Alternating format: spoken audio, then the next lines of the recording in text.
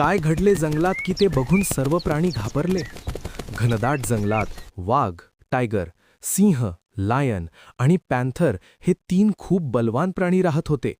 ते वेगवेगळे असले तरी त्यांची मैत्री अतूट होती. संकट आलं की तिघे एकमेकांसाठी उभे राहत. एक दिवस जंगलात एक जादूने तयार झालेला वाईट शक्ती असलेला प्राणी आला.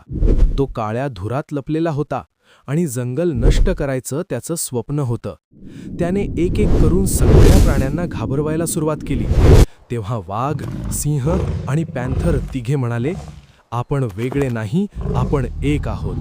सिंहाचं धैर्य, वाघाची ताकद, पॅन्थरची वेगवान चपळाई, तिघांनी हात पंजे एकत्र केले आणि अचानक एक नवीन अद्भुत शक्ती असलेला प्राणी तयार झाला. तो होता एकतेचा रक्षक. त्या प्राण्याच्या प्रकाशाने वाईट जादू नष्ट झाली आणि जंगल पुन्हा सुरक्षित झालं. तेव्हापासून जंगलात एकच गोष्ट सांगितली जाते, मैत्री आणि एकता